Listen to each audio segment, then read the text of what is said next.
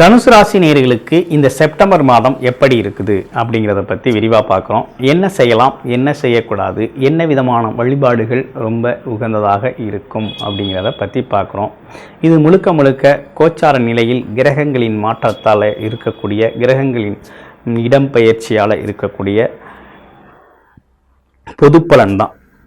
இந்த ராசிக்கான பொது பலன் தான். இது ஒரு மாதத்திற்கான பலன் தான். இது வாழ்நாள் பலன் கிடையாது. வாழ்நாள் பலன், வாழ்நாள் ஜாதகம் அப்படிங்கிறது உங்களுடைய ஜாதகம் தான், உங்களுடைய பிறப்பு ஜாதகம் தான் வாழ்நாள் பலன் என்ன அப்படிங்கிறத சொல்லும்.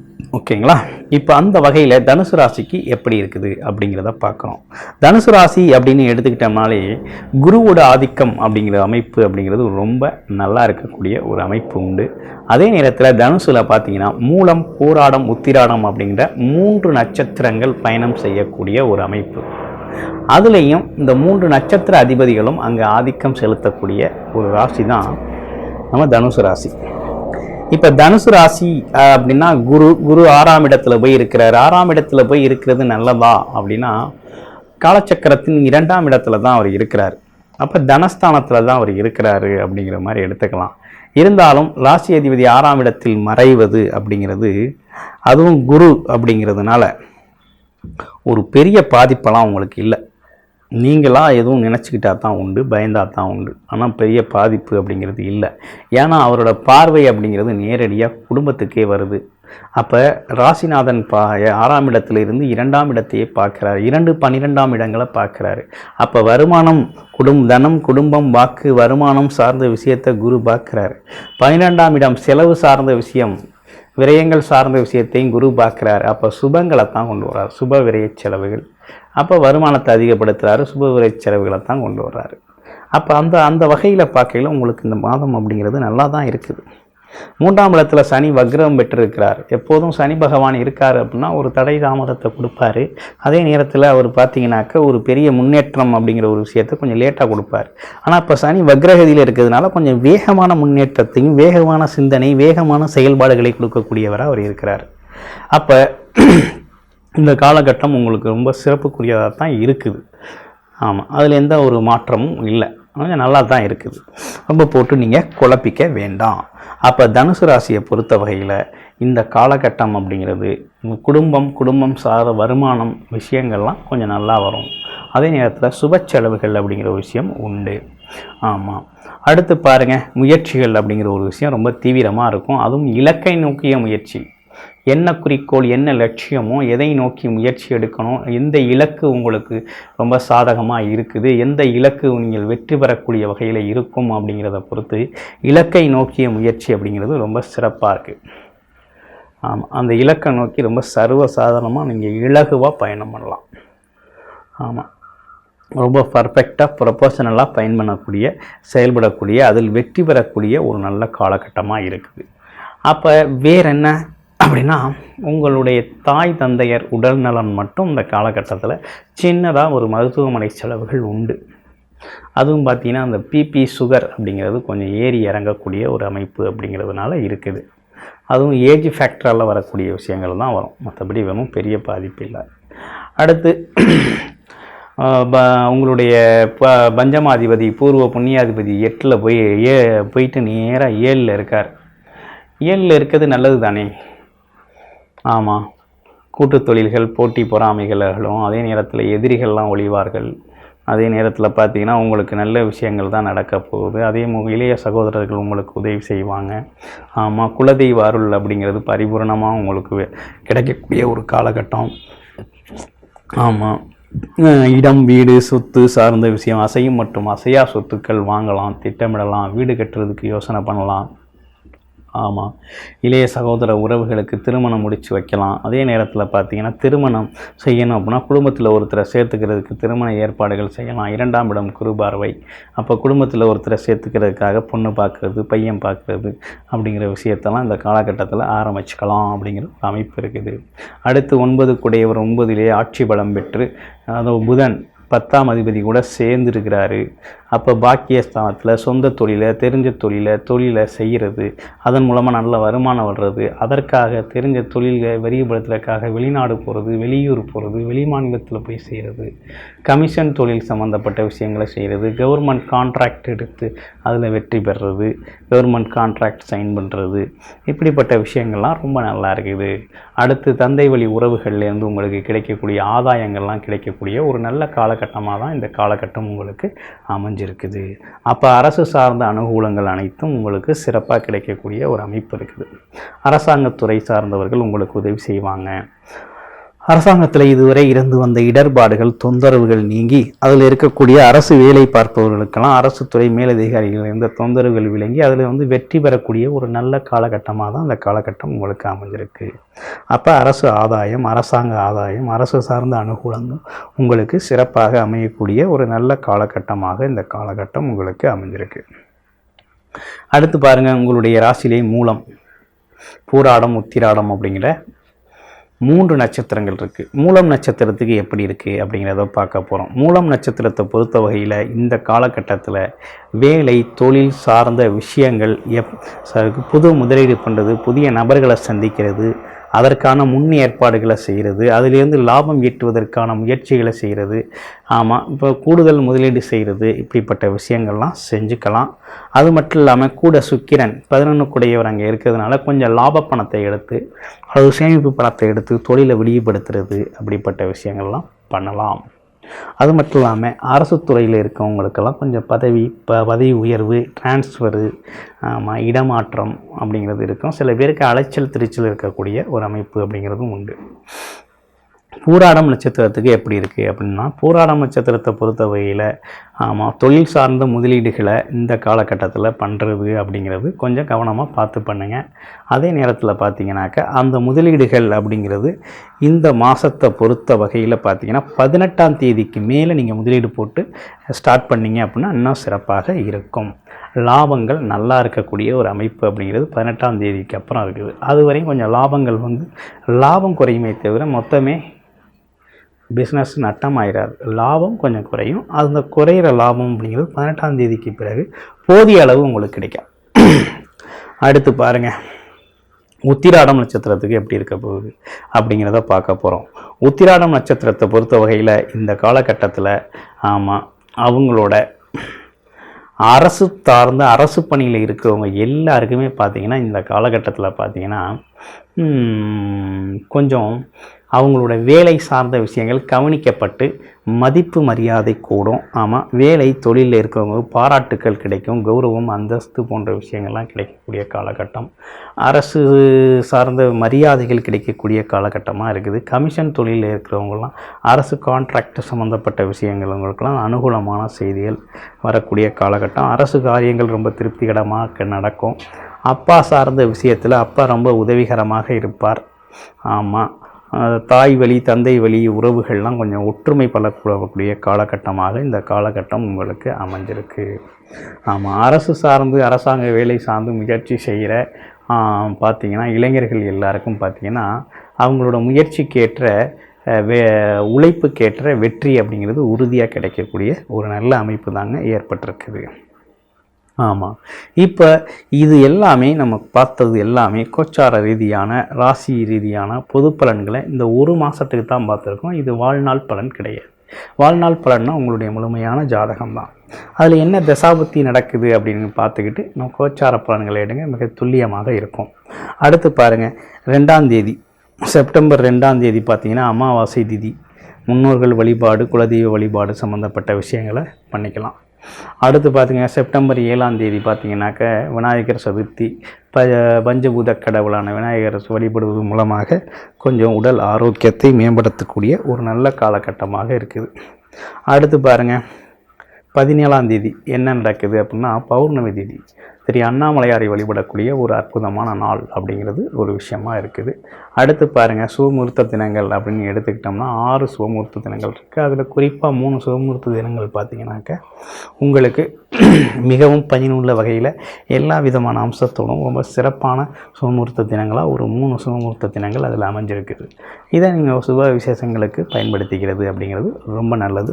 ஆக மொத்தத்தில் இந்த செப்டம்பர் மாதம் அப்படிங்கிறது இந்த காலகட்டத்துக்கு இந்த செப்டம்பர் மாத பலன் இந்த தனுசு ராசியை பொறுத்த வகையில் இலக்கை, குறிக்கோளை, நினைத்ததை நினைத்த மாதிரி சாதிக்கிறதுக்கு, அதில் வெற்றி பெறுறதுக்கு மிகவும் சிறப்பான மாதமாக இந்த மாதம் உங்களுக்கு அமைஞ்சிருக்கு. வாழ்த்துக்கள் தனுசு ராசி அன்பர்களே. நன்றி, வணக்கம். ஓம் மகா கணபதியே நமக. குரு வாழ்க, குருவே சரணம். நேயர்கள் அனைவருக்கும் இனிய வணக்கங்கள். நம்ம இந்த வீடியோ மூலமாக 2024ஆம் ஆண்டிற்கான செப்டம்பர் மாத ராசி பலன்களை பார்க்க இருக்கிறோம். குறிப்பாக இந்த வீடியோவானது பார்த்தீங்கன்னாக்கா தனுசு ராசிக்கான வீடியோ. இந்த தனுசு ராசி அன்பர்களுக்கு செப்டம்பர் மாத கிரகநிலை அடையும் போது உங்களுடைய ராசிநாதன் ராசிக்கு 6ஆம் இடத்துல வீற்றிருக்கிறார், சுக்கிரனோட வீட்டில் வீற்றிருக்கிறார், செவ்வாயும் குருவும் சேர்ந்து உட்காந்துருக்கார். 5ஆம் அதிபதியும் உங்கள் ராசிநாதனும் சேர்ந்து தனக்கு 6ஆம் இடத்தில் இருக்கிறார். அப்போ 6ஆம் இடத்தில் தன் ராசிநாதன் மறைவு பெற்றிருக்காரே, இது யோகமான ஒரு அமைப்புகள் தானா அப்படின்னாக்கா கண்டிப்பாக இது யோகமான அமைப்பு தான். ஏன்னா சந்திரன் அதாவது தன் ராசிக்கு 6, 7, 8ஆம் இடங்களில் சுபகரங்கள் வீற்றிருக்கிறது பூமொழி அதியோகம் அப்படின்றது உண்டு. சோமனுக்கு 6 வீட்டில் சுபகரங்கள் வீற்றிருந்தால் அது பூமொழி அதியோகம். இதோட பலன் என்ன அப்படின்னாக்கா நல்ல நிறைந்த மதியுடையவனாக இருப்பாங்க. உடல் தேக ஆரோக்கியம் சிறந்து விளங்கக்கூடிய காலகட்டம் உருவாகும். எடுக்கக்கூடிய முயற்சிகளில் அனைத்தும் வெற்றி பெறக்கூடிய ஒரு மனிதராக உருவாகுன்றீங்க. இந்த யோகம் இந்த நேர காலகட்டத்தில் உங்கள் ராசிக்கு தொடங்கிட்டு இருக்கு. அதாவது இந்த மாத காலகட்டத்தில் நடக்குதுன்னு சொல்லலாம். பூமொழி அதியோகம். இந்த பூமொழி அதியோகம் என்னன்னா திடீர் அதிர்ஷ்டங்கள், திடீர் பணவரவுகள், எடுத்த காரியங்கள் எல்லாமே வெற்றி பெறக்கூடிய அமைப்புகள்லாம் ஏற்படுத்தி தரும். ஏன்னா ராசிக்கு 6ஆம் இடத்துல குரு பகவானும் 7, 8ஆம் இடங்களில் சந்திரன் புதனும் இணைந்து இருக்கார். அப்போ 3 சுபகிரகங்களின் அமைப்புகளும் 6, 7, 8ஆம் இடங்களுக்கு தொடர்பு பெறதுனால இந்த மாத காலகட்டங்கள் நிறைந்த கல்விமானா திகழக்கூடிய ஒரு அமைப்புகள் உருவாகும். சிறந்த ஒரு அறிவாற்றல் மிக்க ஒரு நபர்களாக நீங்கள் இந்த நேரத்தை சிந்திப்பீங்க. இந்த காரியம் இது செய்தால் கண்டிப்பாக வெற்றி பெறுமா தோல்வி அடையுமானது உணர்ந்து செயல்படக்கூடிய ஒரு காலகட்டங்கள் இந்த நேரத்தில் உங்களுக்கு உருவாகுதுங்க. உண்மையாலுமே சொல்ல வரேங்க, தனுசு ராசி அன்பர்களின் வாழ்க்கையில் இன்னமும் அவங்களோட கஷ்டங்கள் நீங்கலை அப்படின்றதான் சொல்லணும். எல்லா ஜோதிடரும், அதாவது நான் இன்க்ளூடிங் நான் கூட பார்த்தீங்கன்னாக்கா, சார் உங்களுக்கு 7 சனி முடிஞ்சிருச்சு, தனுசு ராசி அன்பர்களுக்கு இனிமேல் நலமாக இருக்க போகுது அப்படின்றத நான் எப்போ சொல்லியிருந்தேன்? 2023ஆம் ஆண்டு டிசம்பர் மாதம் 2023 டிசம்பரில் சொல்லியிருந்தேன். ஆனால் இன்றைக்கி 2024 ஆகஸ்ட் வந்துருச்சு. ஆனால் இன்னும் விலகலன்னு சொல்கிறேன். காரணம் என்ன அப்படின்னு கேட்டிங்கனாக்கா, இந்த தனுசு ராசி என்பவர்களுக்கு ஜூன் மாதம் 29ஆம் தேதி சனி பகவான் வக்ரம் பெற்றார். இது நவம்பர் 15 தேதி காலகட்டம் வரலும் வக்ரத்தில் தான் நிற்கிறார். இந்த வக்ரம் பெற்ற ஒரே ஒரு காரணத்தினால தான் இன்னும் இந்த நபர்கள் எல்லாமே ஒரு சுபத்துவமான யோகங்களை அனுபவிக்கவில்லை அப்படின்றத சொல்ல விரும்புகிறேன். ஏன்னா கடந்த ஒரு 7 வருட காலமாகவே குடும்பத்தில் மன நிம்மதி கிடையாது, மன சந்தோஷம் கிடையாது. எடுத்த காரியத்தில் தடைகள், தாமதங்கள், வம்பு வழக்குகள், சட்ட சிக்கல்கள், மன நிம்மதி குறையிறது, பொருளாதார நெருக்கடிகள் ஏற்படுறது, கடன்கள் அதிகரிக்கிறது, உற்றார் உடனே பகைமை பாராட்டுறது, இந்த மாதிரி பல்வேறுபட்ட கஷ்டங்களை நீங்கள் சந்திக்கணுன்றதான் உங்கள் ஜாதகம் எழுதப்பட்ட விதி. ஆனால் அதை எல்லாமே அனுபவிச்சு முடிச்சுட்டிங்க. ஒரு திருட்ட 4 பேர் கையேந்தாத ஒரே ஒரு கொடுமையாக தான் இருக்கும். எல்லாமே சேர்த்து வச்ச செல்வம், செல்வாக்குகள், புகழ், கௌரவம், அந்தஸ்தும் எல்லாமே இழந்துட்டு நிற்கிறீங்க.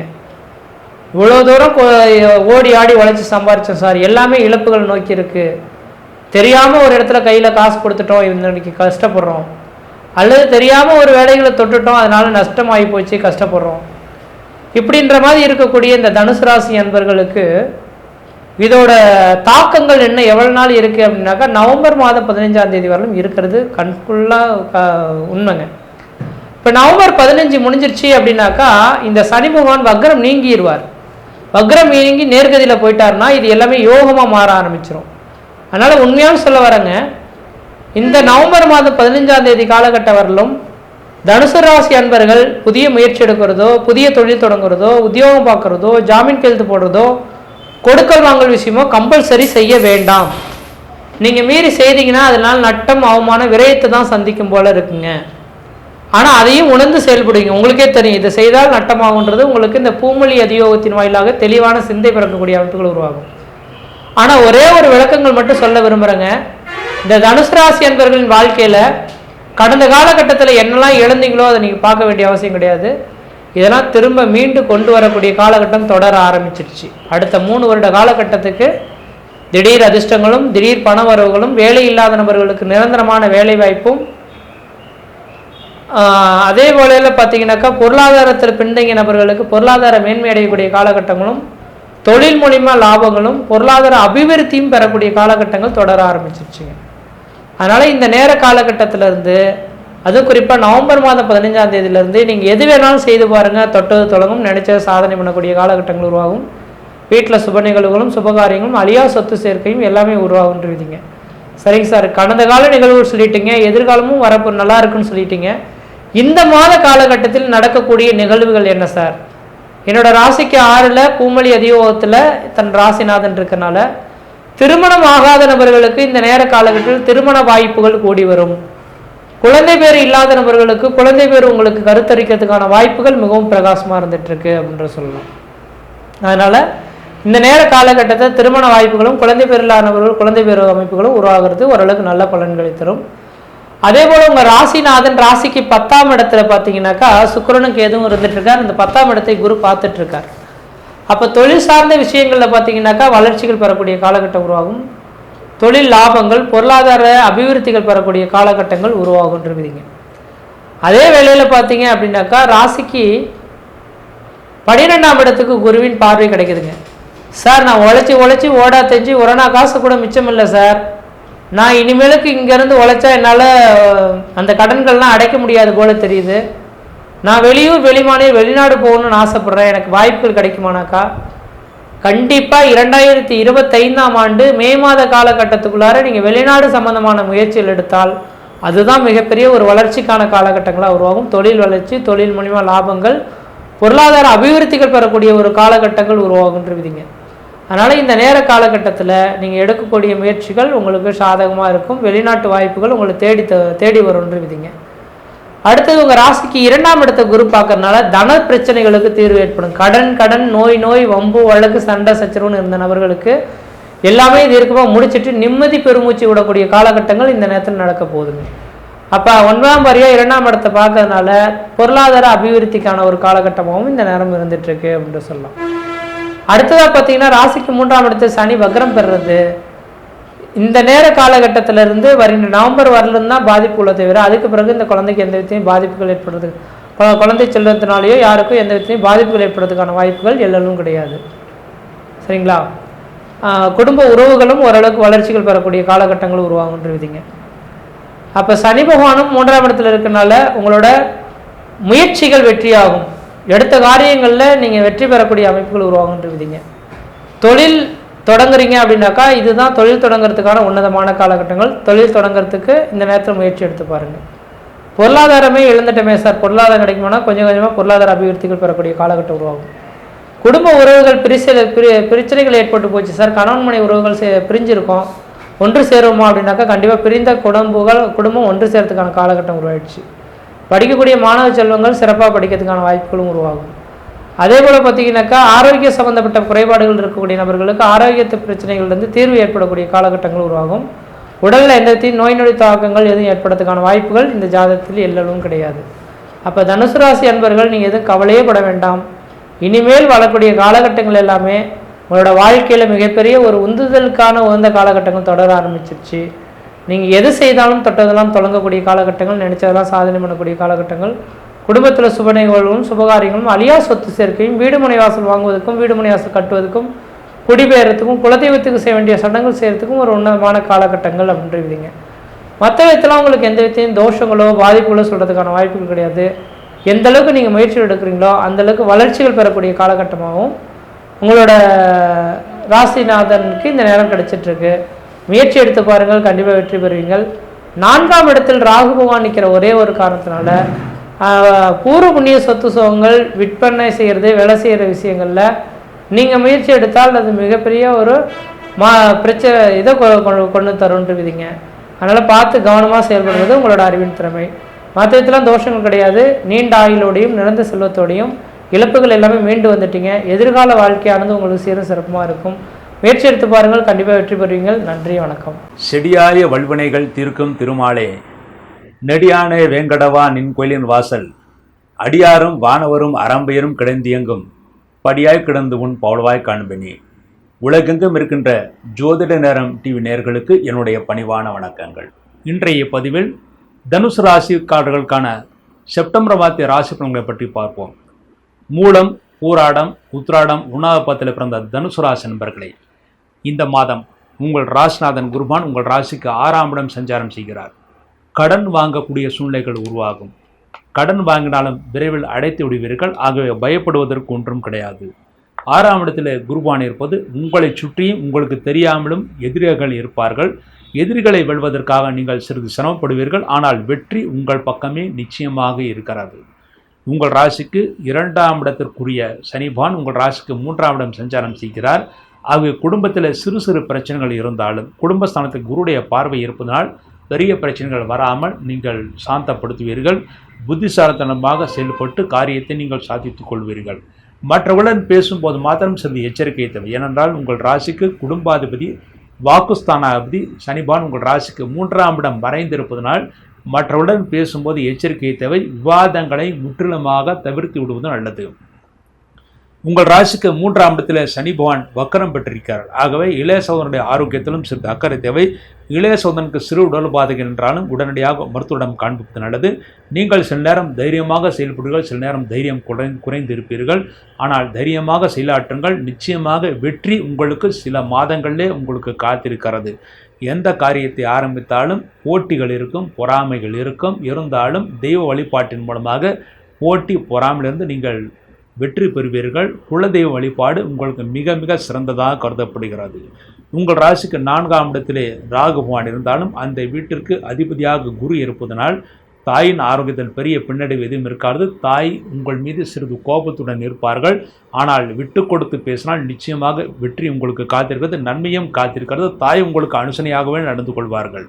உங்கள் ராசிக்கு 5ஆம் இடத்திற்குரிய செவ்வாய் உங்கள் ராசிக்கு 7ஆம் இடம் சஞ்சாரம் செய்கிறார். ஆகவே குழந்தைகள் நல்ல முன்னேற்றத்தை அடைவார்கள், சந்தோஷத்தை அடைவார்கள், நல்ல கல்வியையும் பெறுவார்கள். நல்ல வேலைவாய்ப்பு இல்லாத உங்களுடைய குழந்தைகளுக்கு விரைவில் வேலைவாய்ப்பு கிடைக்கும் என்று எதிர்பார்க்கலாம். 6ஆம் இடத்தில் குருபான் இருக்கிறது. உங்களுக்கு வயிறு உபாதைகள் ஏற்பட வாய்ப்பு இருக்கிறது. முக்கியமாக அஜீரண கோளாறுகள் ஏற்படுவதன் மூலமாக சிறு பிரச்சனைகள் ஏற்படலாம். ரிச் புரோட்டீன், அதிகமான புரோட்டீன் சாப்பிடுவதை தவிர்த்து விடுவது நல்லது. இந்த மாதத்தில் அஜீரணம் ஏற்படுத்தக்கூடிய உணவுப் பொருட்களை சாப்பிட்டாலும் வயிறு வலி சிறிய அளவில் வருவதற்கான வாய்ப்புகள் இருக்கிறது. 7ஆம் இடத்தில் செவ்வாய் இருப்பது மனைவிக்கும் உங்களுக்கும் நல்ல அன்யோன்யம் இருக்கும். என்றால் உங்கள் ராசிக்கு பூர்வ புண்ணியத்துக்கு அதிபதியான செவ்வாய் 7ஆம் இடத்தில் இருப்பது மனைவி உங்கள் மீது நல்ல அன்புடன் இருப்பார்கள். பரஸ்பரம் நட்பு ஏற்படுவதன் காரணமாக சந்தோஷத்தை அடைவீர்கள்.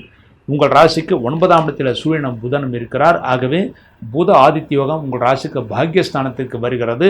தந்தை உங்களுக்கு அனுசனையாக நடந்து கொள்வார்கள். தந்தை உங்கள் மீது பிரியத்துடன் இருப்பார்கள். அதன் மூலமாக நீங்கள் சந்தோஷத்தை அடைவீர்கள். உங்கள் ராசிக்கு 10ஆம் இடத்தில் சுக்கிரன் நீச்சம் பெற்று கேதுடன் இருக்கிறார். ஆகவே தொழில்துறையிலே அலைச்சல் மிக அதிகமாக இருக்கும். எந்த காரியத்தை ஏற்படுத்தினாலும் அதாவது தொடங்கினாலும் முதலில் ஒரு தோல்வி கிடைப்பதை போன்ற ஒரு சூழ்நிலைகள் உருவாகும். ஆனால் தொடர்ந்து 2 அல்லது 3வது முறை முயற்சி செய்தால் நிச்சயமாக தோல்வியிலிருந்து விடுபட்டு நீங்கள் நன்மைகளை பெற முடியும். 10ஆம் இடத்தில் சுக்கிரன் கேது இருப்பது தடைகள் ஏற்படும். அந்த தடைகளுக்காக விநாயகரை வழிபாடு செய்வதுதான் மிகவும் சிறப்பானது. உங்கள் ராசிக்கு லாபாதிபதி சுக்கிரன், அவர் தொழில் ஸ்தானத்திலே இருக்கிறார். செப்டம்பர் 18ஆம் தேதிக்கு பிறகு உங்கள் ராசிக்கு லாபஸ்தானத்திலே சுக்கிரன் வருகிறார். ஆகவே தொழில்துறையில் எவ்வளவு சிரமங்கள் இருந்தாலும் செப்டம்பர் 18ஆம் தேதிக்கு பிறகு தொழில்துறையில் லாபம் கிடைப்பதற்கான வாய்ப்புகள் இருக்குது. ஆகவே தொடர்ந்து முயற்சிகள் செய்யுங்கள், நல்ல லாபத்தை நீங்கள் அடைவீர்கள் என்பது உறுதி. அடுத்து உங்கள் ராசிக்கு விரயஸ்தானத்துக்கு அதிபதியான செவ்வாய் உங்கள் ராசிக்கு 7ஆம் இடத்தில் இருக்கிறார். ஆகவே மனைவிக்காக செலவினங்களாகும். அந்த செலவுகள் அனைத்தும் சுப செலவாக இருக்கும். இந்த மாதத்திலே தங்கம் வெள்ளி வாங்குவதற்கான வாய்ப்புகள் இருக்கிறது. அதற்கான முகாந்திரங்கள் தெரியும். 7ஆம் இடத்தில் செவ்வாய் இருப்பது கூட்டு வியாபாரம் செய்பவர்கள் நல்ல லாபத்தை அடைவார்கள். சொந்தமாக வியாபாரம் செய்வர்கள் செப்டம்பர் 18ஆம் தேதிக்கு பிறகு உங்கள் பேரில் லாபம் தொழில் செய்வதாக இருந்தால் செப்டம்பர் 18ஆம் தேதிக்கு பிறகு நல்ல லாபத்தை அடைவார்கள். பொதுவாக இந்த மாதத்திலே உங்கள் ராசிக்கு 3ஆம் இடத்தில் சனி பகவான் இருப்பது சில நேரம் நீங்கள் தைரியம் எழுப்பீர்கள். ஆனால் தைரியமாக செயல்பட்டால்தான் காரியத்தை நீங்கள் சாதித்து கொள்ள முடியும். பண விஷயத்தில் மிகவும் எச்சரிக்கை தேவை. 6ஆம் இடத்தில் குரு பகவான் இருப்பது கடன் வாங்கக்கூடிய சூழ்நிலைகள் வந்தாலும் நல்ல செலவுகளுக்காக மாத்திரம் கடன் வாங்குங்கள். தேவையில்லாத செலவுகளுக்காகவோ மற்றவர்களுக்கு வாங்கி கொடுப்பதற்காகவோ அல்லது ஜாமீன் போடுவதற்காகவோ நீங்கள் கடன் வாங்கக்கூடாது. மற்றவர்களுக்கு ஜாமீன் போட்டால் அந்த பணத்தை நீங்கள் கட்ட வேண்டிய சூழ்நிலைகள் உருவாகும். தேவையில்லாமல் கடன் வாங்கி வீண் விரயங்கள் செய்ய வேண்டாம். ஸ்பெக்குலேஷன் துறைகளில் ஈடுபடுவதற்கு, அதாவது நாளை விலை ஏறும் என்று சொல்லி ஸ்பெக்குலேஷன் துறையில் ஈடுபடுவதற்காக கடன் வாங்கி பொருளை வாங்குவதையோ அல்லது ஷேர் மார்க்கெட்டிலோ கமாடிட்டி மார்க்கெட்டிலோ நீங்கள் இன்வெஸ்ட்மெண்ட் செய்வதையோ தவிர்த்து விடுவது நல்லது. மற்றபடி பெரிய தோஷங்கள் ஏற்படாதாமல் நல்ல சூழ்நிலைகள் உருவாகக்கூடிய மாதமாக இந்த மாதம் அமைந்திருக்கிறது. இந்த மாதம் முக்கியமாக நீங்கள் செய்ய வேண்டிய பரிகாரம், உங்கள் ராசிக்கு 6ஆம் இடத்தில் குரு பகவான் இருப்பது பிரதி வியாழக்கிழமை குரு பகவானுக்கு நெய் தீபம் வைக்க வேண்டும்.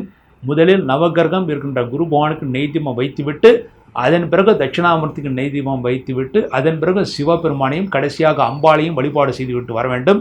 அவ்வாறு செய்வதன் மூலமாக இந்த மாதம் முழுமைக்கும் ஓரளவு நன்மைகளை பெற முடியும். அடுத்து நட்சத்திர வாரியாக நீங்கள் செய்ய வேண்டிய பரிகாரங்களை பார்க்கும்போது, தனுசு ராசியில் பிறந்து மூலம் நட்சத்திரத்தில் பிறந்தவர்களுக்கு செப்டம்பர் 12ஆம் தேதி வியாழக்கிழமை, செப்டம்பர் 12 வியாழக்கிழமை என்பது ஆவணி மூலம் என்று பஞ்சாங்கத்தில் போடப்பட்டிருக்கும். ஆவணி மூலம் என்பது பிட்டுக்கு மண் சுமந்த தினம். சிவபெருமான் பிட்டுக்கு மண் சுமந்த தினம். அன்றைய தினத்திலே பிட்டு நைவேத்தியம் செய்து சிவபெருமானுக்கு பிட்டு நைவேத்தியம் செய்து வருகின்ற பக்தர்களுக்கு கொடுத்தால் உங்கள் வாழ்க்கையில் இருக்கின்ற பாரங்கள் குறைந்த நன்மைகளை ஏற்படுத்தி கொடுக்கும். திருமணமாகாத ஆண்களுக்கும் பெண்களுக்கும் விரைவில் திருமணம் கைகூடும். என்றால் மூலம் நட்சத்திரம் என்றாலே மாமனாருக்கு ஆகாது என்று ஒரு பொதுவான கருத்து இருக்கிறது. ஆனால் ஜாதகத்திலே, அதாவது ஜோதிட சாஸ்திரத்தில் ஆகாது என்று தான் கூறப்பட்டிருக்கே தவிர கொன்றுவிடும் என்று கூறவில்லை. ஆகாது என்றால் அவர்களுக்கும் இவர்களுக்கும் ஆகாது என்று தான் பொருளை தவிர கொன்றுவிடும் என்று பொருள் அல்ல.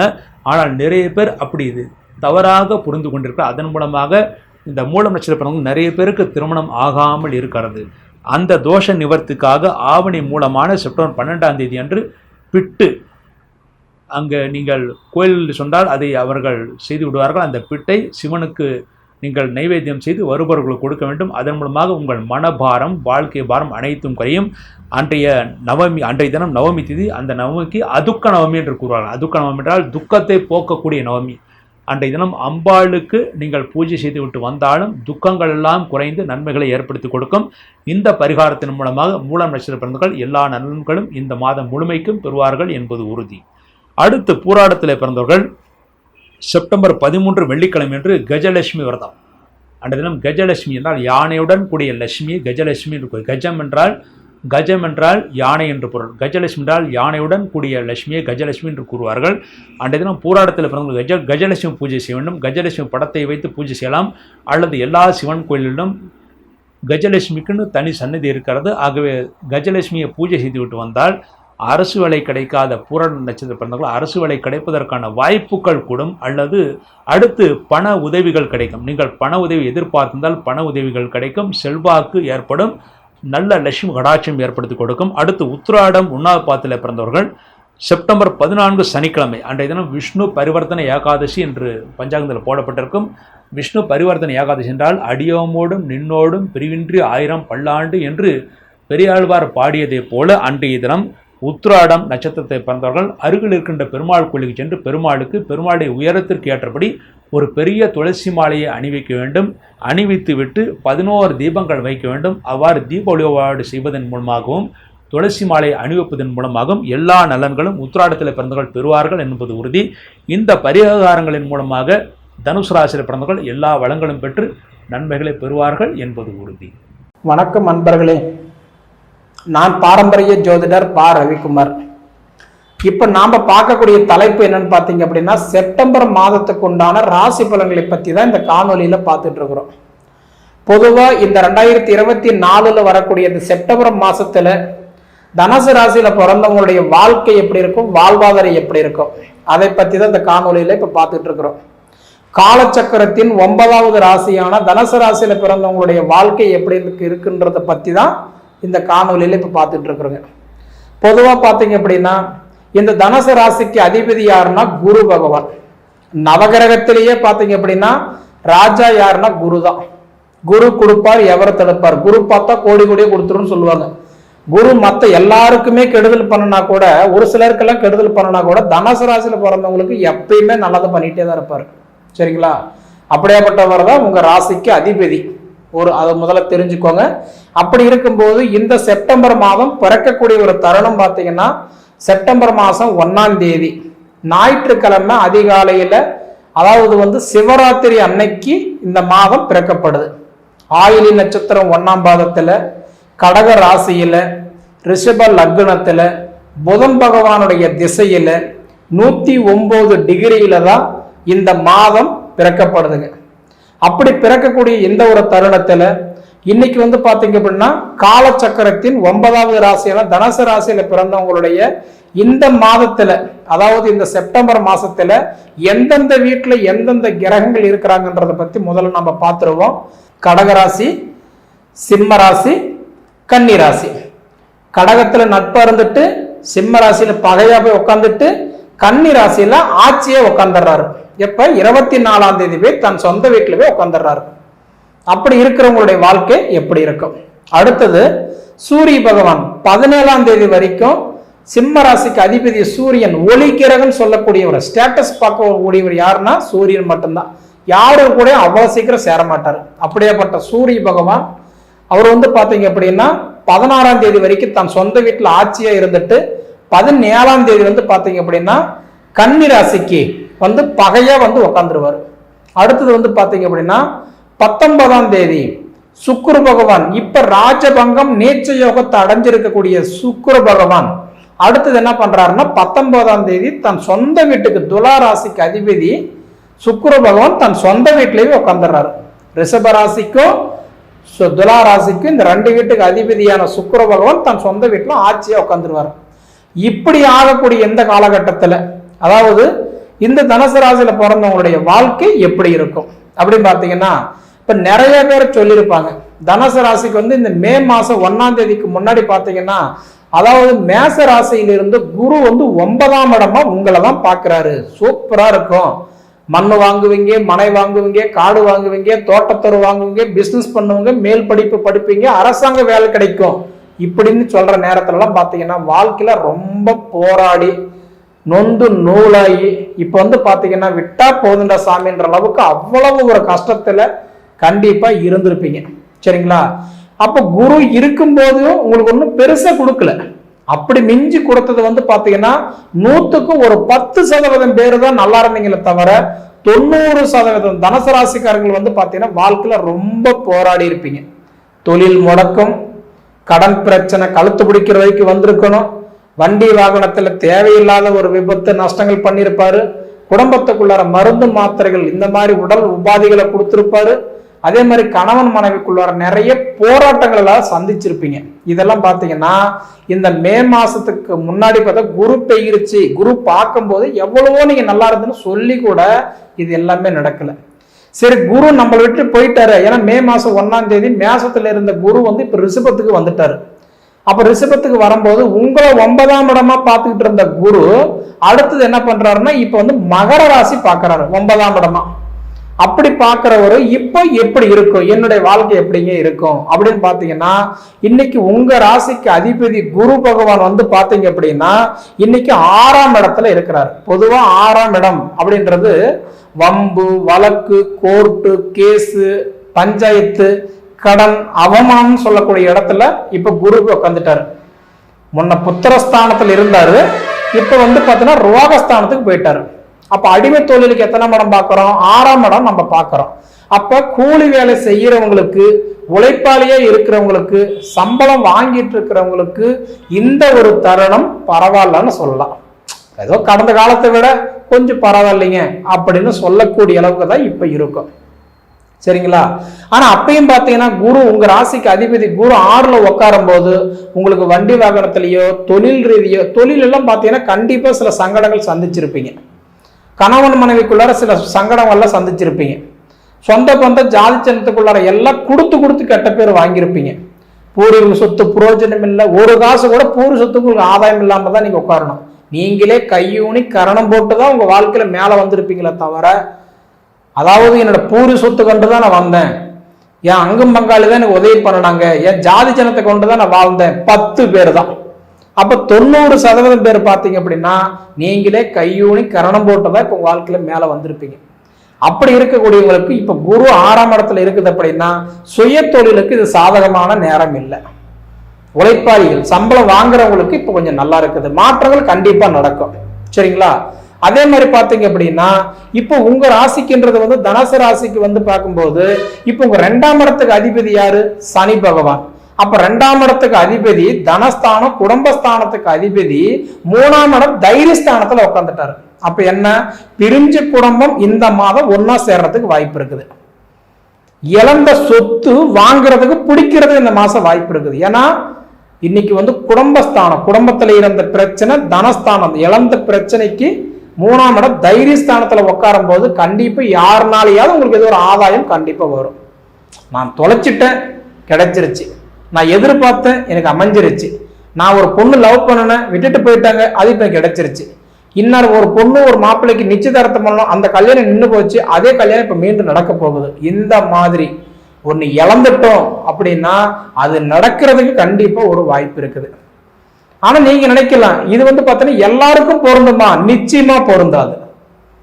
உங்க அந்தந்த வயசுல இருக்கிறவங்களுக்கு அந்தந்த இடத்த உங்க சுயஜாதகத்துல பாக்குறவங்களுக்கு இது பொருந்தும். இப்ப வந்து பாத்தீங்கன்னா கல்யாணம் நின்று போச்சுங்க மீண்டும் நடந்துருச்சு அப்படின்னா அந்த கல்யாணம் பண்ற வயசுலயே அந்த குரு பார்வை இருக்கிறவங்களுக்கு தான் அந்த கல்யாணம் நடக்குமா தவிர 60 வயசு 70 வயசுல இருக்கிறவங்களுக்கு ஆகுமா? ஆகாது. அப்ப அந்தந்த ஸ்தானத்துல யாரு இருக்கிறாங்களோ அவங்களுக்கு அந்த குரு ஏற்படுத்தி கொடுத்துருவாரு. புரியுதுங்களா? இப்ப நான் படிச்சுட்டு இருக்கிறேன், அந்த படிப்பு எனக்கு நல்லா இருக்குமா? நிச்சயமா நல்லா இருக்கும். மேல் படிப்புக்கு படிக்கிறதுக்கு இப்ப அருமையான தருணம். அயல் நாட்டுக்கு போறதுக்கு அருமையான ஒரு நேரம். அயல்நாடே நான் போகல, வெளி மாநிலமாக நான் போகலாமா? கண்டிப்பா போகலாம். ஏன்னா உங்க வாழ்க்கையில வந்து யோசிச்சு யோசிச்சு யோசிச்சு அதே இடத்துலதான் மீண்டும் வந்துடுறீங்க. அப்ப இதுல இருந்து உங்களுக்கு மாறலாமா? அருமையான ஒரு தருணம். மொத்தத்துல இதுக்கு முன்னாடி எதை சாப்பிட்டா நம்ம பித்தம் தெரியுமோன்ற காலத்துல போய் இப்ப உங்க காலம் நீங்க வாழ்ற இடத்துக்கு வந்துட்டீங்க, வளர்ற இடத்துல வந்துட்டீங்க. கண்டிப்பா அதுக்கு உண்டான ஒரு பாதை உங்களுக்கு கண்டிப்பா நடக்க போகுது. சரிங்களா? இதையும் தாண்டி அப்ப உங்களுக்கு புத்திரஸ்தானத்துக்கு அதிபதி யாரு? செவ்வாய். அப்ப அந்த புத்திரஸ்தானத்துக்கு அதிபதி செவ்வாய் 7ல உட்காரும் போது கண்டிப்பா குழந்தை பாக்கியம் தடையா இருந்தவங்களுக்கு இந்த மாதம் உங்களுக்கு குழந்தை பாக்கியம் கண்டிப்பா நல்லா இருக்கும். இது ஒரு வகையில புத்திர செல்வங்கள் பெருகிறதுக்கு வாய்ப்பு இருக்குது. எனக்கு ஆண் இருக்குதுங்க, எனக்கு அந்த பெண்ணு இல்லை, எனக்கு அந்த பெண் இருக்குது எனக்கு அந்த ஆண் இல்ல சில ரெண்டுமே எனக்கு இல்லை அப்படின்னா உங்க சுய ஜாதகத்துல 5ஆம் இடத்துல ராகு கேது இருந்தா கடுமையான புத்திர தோஷம், சனியோ குருவோ இருந்தா தாமதமாகும். அப்போ உங்க 5ஆம் இடம் நல்லா இருக்கா? ஒரு மனிதனுக்கு முதல்ல வந்து 5ஆம் இடம் மெயினா நல்லா இருக்கணும். புத்திரஸ்தானம் மட்டும் இல்ல, பூர்வீக புண்ணியஸ்தானம் கூட. ஏன்னா பூர்வீகத்துல யாரோ செஞ்ச பாவம் யாரோ செஞ்ச கருமாக்களுக்கெல்லாம் பாத்தீங்கன்னா நாம தலசம் பிள்ளையா மட்டும் இருந்தா சரித்திரத்துக்கே பாதிப்புன்னு சொல்லுவாங்க.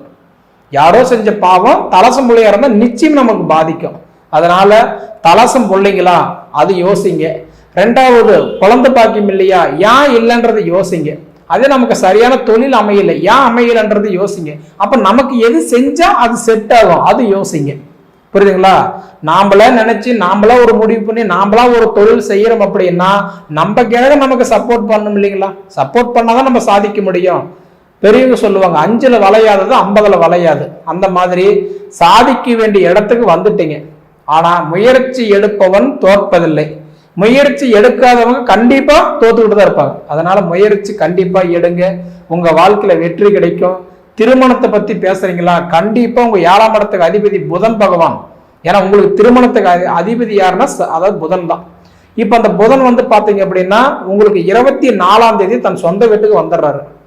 பொதுவா எல்லாருக்கும் பாத்தீங்கன்னா இந்த உடைய தனுசு ராசியில பிறந்தவங்களுக்கு திருமணத்துக்கு அதிபதி யாருன்னா புதன் தான்.